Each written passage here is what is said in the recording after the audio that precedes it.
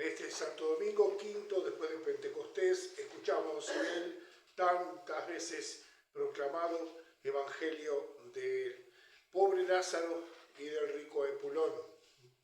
En efecto, es un pasaje del Evangelio que el Señor lo dice en una forma de una historia, digamos así. No nos está relatando un suceso abiertamente, sino nos está contando una historia en la cual los elementos son, digamos así, verdaderos, aunque se ha contado en forma de historia. O sea, lo que está diciendo el Señor no es el cuento de Caperucita y el lobo. Está diciendo, preocúpense por no condenarse, pero no, después no pasa nada.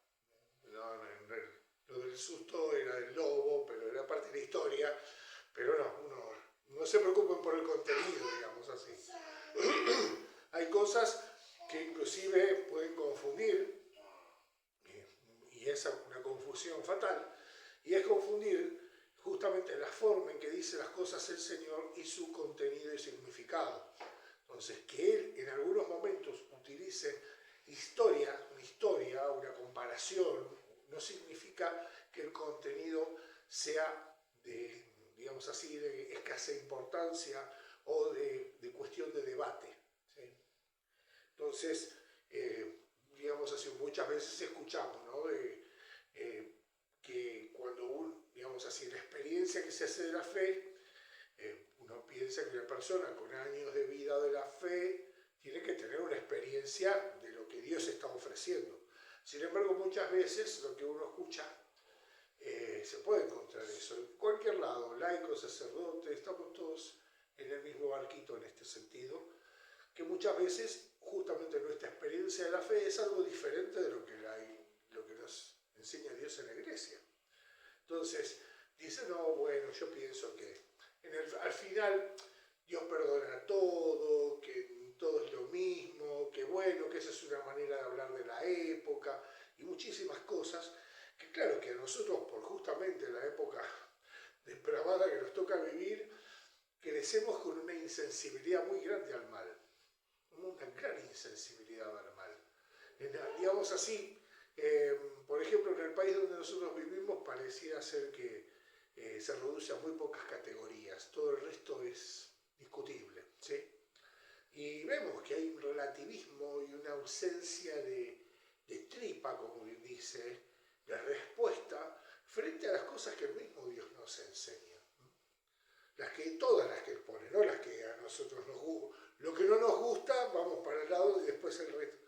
Es decir, no hay una experiencia general, por lo menos en el que practica la fe, no hay ese fruto evidente de amoldar el corazón, el corazón de Dios. Pareciera ser que el Señor fuera una especie de calmante, pero no alguien que lo viene a curar, Es decir, a transformar, a rehabilitar, a darnos lo que nos falta, a quitarnos lo que nos sobra. Porque hay cosas que nos sobran. De acuerdo a esta historia, el rico se pierde por lo que le sobra. Ni siquiera el Señor lo pone en una perspectiva, digamos así, de que debía dar todos sus bienes, ni mucho menos. Le dice, ese que estaba a las puertas de tu mansión, ansiaba saciarse con las migas de lo que caía de tu mesa. Cuando el rico, que creía que seguía teniendo prerrogativas sobre el pobre, dile a Lázaro que me busque agua, ¿no? Manda, sí, al pobrecito sí, mándamelo al empleadito, le pide que le haga ciertos favores celestiales, porque el rico le estaba pasando muy mal, el lugar donde había ido a parar, donde Moisés le dice, es lo que has elegido. Es lo que has elegido. Dice, tú tuviste tus bienes en esta vida, en cambio Lázaro solo recibió males, ahora encuentra un consuelo para eso. ¿Sí? Entonces uno también puede derraparse en esto y decir, quiere decir que si yo no tengo nada, y si no junto nada y no tengo nada y soy pobre, entonces ya con eso voy al cielo. No, Exactamente no. El Señor no nos está hablando del bolsillo. En ningún caso. Nos está hablando del corazón. El problema del rico era todo lo que le sobraba y todo lo que le faltaba en su corazón. Tenía su corazón puesto en lo que tenía. Veía el mundo desde esto. Y bueno, hacía espléndidos banquetes para sus amigos dignos de sentarse en esa mesa, pero el que estaba en la puerta no solo padecía hambre, ya era una miseria indigna de ser comida de los perros, me iban a lamerle las llagas. Era tal el estado de miseria. Y esa miseria no tiene nada de recurso poético. Es la miseria que vemos también en nuestros días, en todos los sentidos. Hay de las llagas del cuerpo y de las llagas del alma. Hay de toda clase de cosas, pero ya estamos tan acostumbrados a que el mal, mientras no lo haga yo, no hace mal, ¿no? Que empezamos a endurecer nuestro corazón y corremos el riesgo de estar en la fila de los hermanos del rico. Dile entonces a Lázaro que se aparezca, mandalo al muchacho de los mandados, a que se aparezca a mi familia, así a ver si se arrepienten y evitan caerse en este lugar. Y le dice Moisés, le dice a Abraham, tienen a Moisés y a los profetas. ¿Qué es Moisés y los profetas? Moisés es la ley, ¿sí? Y los profetas, todos los demás escritos, es decir, lo que hoy llamamos la Biblia.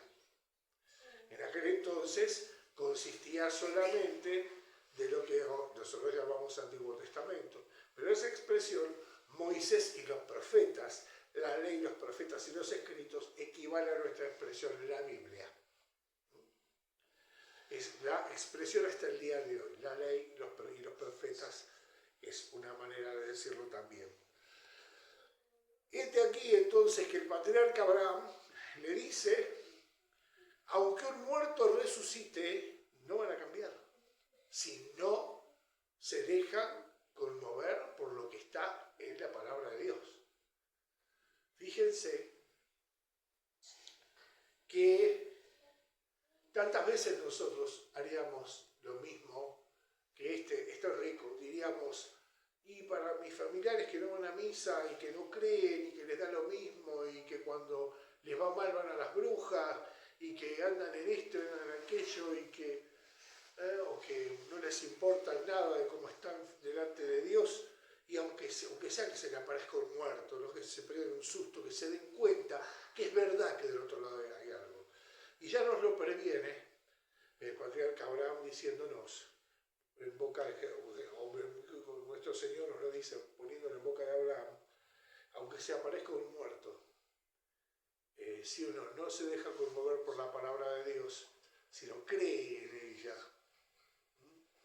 si uno no cree con su corazón que ella es verdad y que tiene esa autoridad dada por Dios en la iglesia para enseñarnos el camino que tenemos que recorrer, en vano es que busquemos un acceso a Dios por nuestro lado con energías, con cristales, con personajes. Es decir, Dios estableció su puente con Él, que es su Hijo. Puso Cristo. Y Cristo, que hizo la iglesia y que es nuestro mediador y nuestro salvador, nos dio la iglesia. Y la iglesia que pone en nuestras manos, algo es llamado palabra de Dios. Que ella con la voz del Espíritu Santo dice, esto es lo que Dios nos ha revelado. Fijémonos qué concreto, qué fácil de ubicar que está aquello que nos está faltando. El asunto es que la fe, cuando se enfría, considera el fervor pasado como una locura, como una exageración, y la tibieza actual como una manera adulta o inteligente de manejar las cosas. Por eso, aprovechemos el tiempo presente y pidámosle a Dios el don del fervor, de la fe, y nos aferremos al temor de Dios, porque el temor de Dios es el que nos hace mirar el reloj y darnos cuenta que nuestro tiempo es el recurso más escaso que tenemos. Y lo tenemos para algo, lo tenemos en función del bien que podemos hacer. Y ese bien empieza por casa, por creer en Él, por creerle y por poner por obra aquello que Él nos manda, nos señala. No perdamos de vista, hoy es domingo, es el día de la resurrección. Si no estamos haciendo algún trabajo por ahí, es porque hace siglos que la fe cristiana pudo modelar una semana en la cual el día de la resurrección sea día no laborable. Los primeros cristianos, para ellos tenían que trabajar igual. Una parte de ellos eran esclavos y sirvientes. Y ninguno de ellos dejaba de cumplir con el Señor. Entonces, dejémonos alentar por el ejemplo de otros que tienen que hacer mucho esfuerzo para estar enfrente de Dios. Muchas veces dicen cumplir con Dios. No, es cumplir con uno mismo. Porque Dios no aumenta de gloria porque lo adoremos. Somos nosotros los que participamos y nos sanamos. El médico nos llama al hospital para que nosotros nos curemos, no para que el hospital sea más importante. Para que participamos de todo lo que tiene para darnos. Investiga nuestra enfermedad no para aprender, sino para aplicar lo que sabe. Y el Señor es buen médico, seamos buenos pacientes, pongámonos con las llagas nuestras y con los excesos nuestros, ¿sí? Con la tibieza, digamos, con la esperanza del pobre Lázaro, pero pongámonos a disposición de Dios para que Él sacuda nuestro corazón, lo cambie, lo ponga directamente al encuentro con Él. Amén. Que la Santísima Madre de Dios nos despierte la fe y el temor de Dios. Amén.